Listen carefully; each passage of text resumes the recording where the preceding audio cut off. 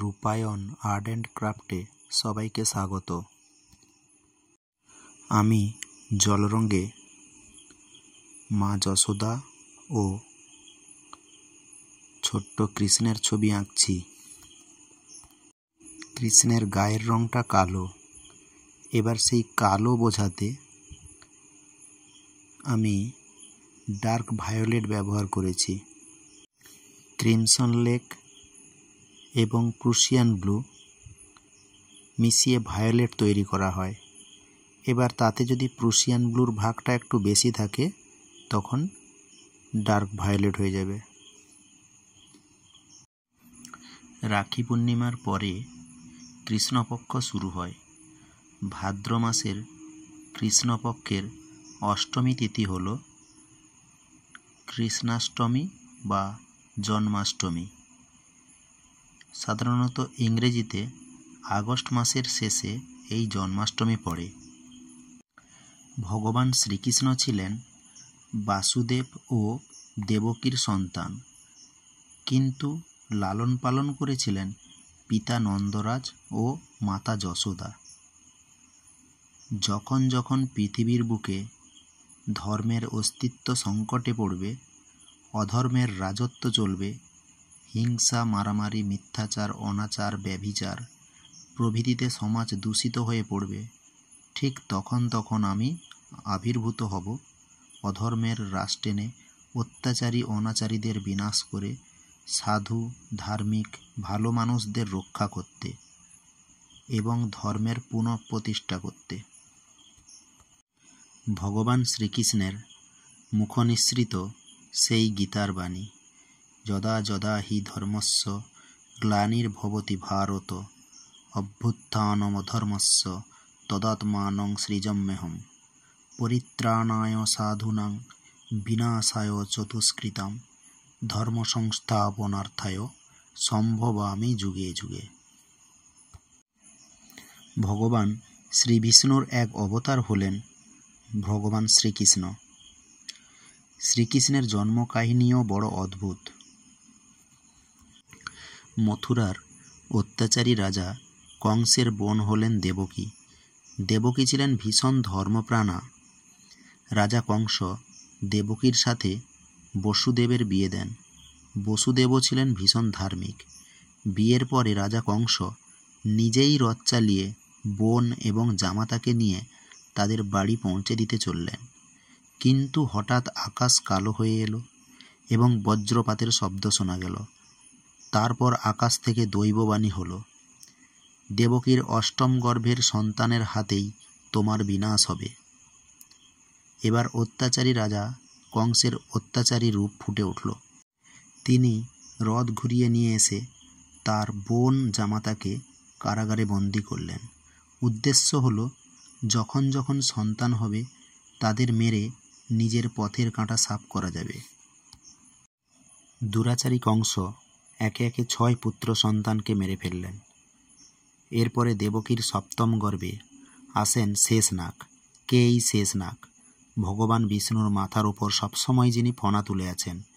এবার ভগবান বিষ্ণুর আদেশে মহামায়া দুর্গা দেবকীর গর্ভ থেকে ভ্রূণের সংস্কর্ষণ করে বসুদেবের প্রথম স্ত্রী রোহিণীর গর্ভে প্রতিস্থাপন করেন।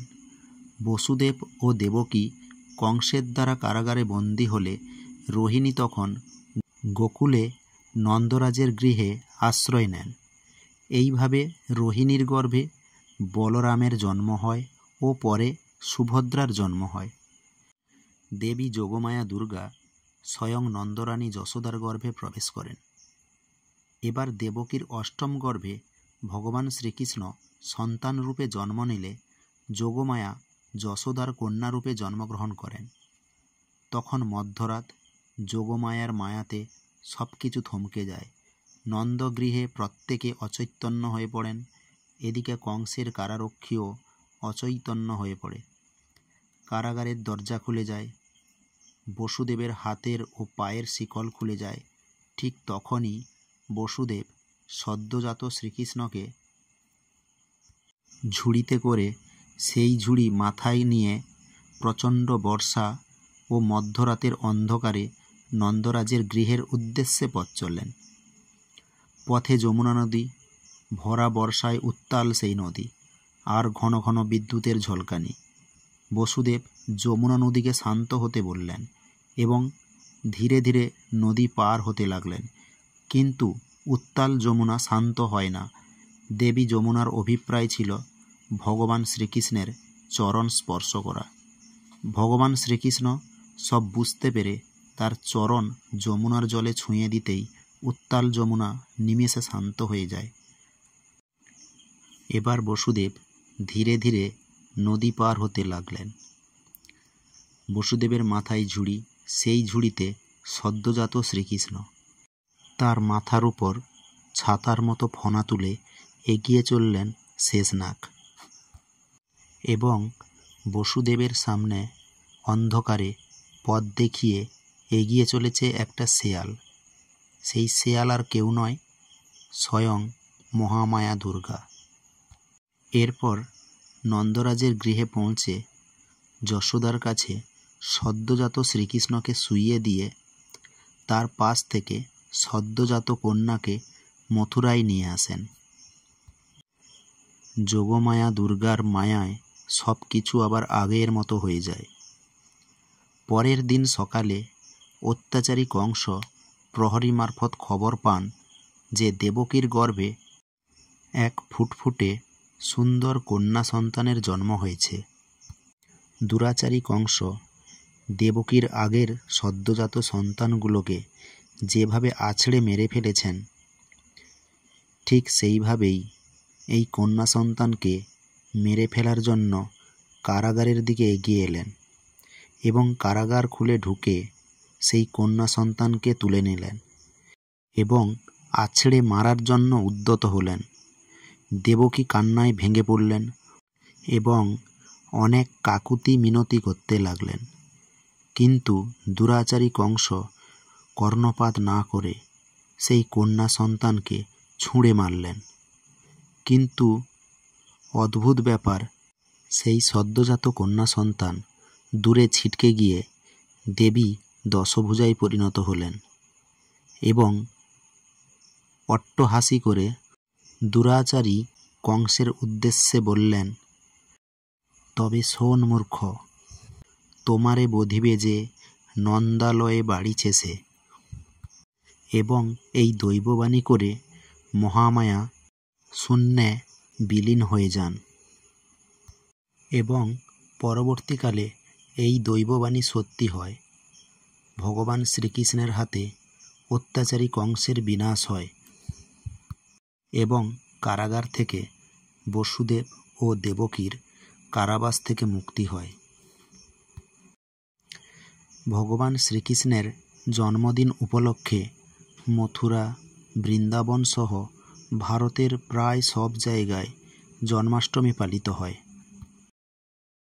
জন্মাষ্টমীর দিন ভগবান শ্রীকৃষ্ণের ছোটবেলার নানান ঘটনা, রাসলীলা, কংসবধ প্রভৃতি গান ও গীতিনাট্যের মাধ্যমে পরিবেশন করা হয়। এবং শ্রীকৃষ্ণের ছোটবেলায় মাখন চুরির ঘটনাকে স্মরণ করে অনেক উঁচুতে একটা মাখনের হাঁড়ি বেঁধে দিয়ে অনেক ছেলে মিলে পিরামিডের মতো তৈরি করে সেই মাখন হাঁড়িকে পেড়ে আনার চেষ্টা করে।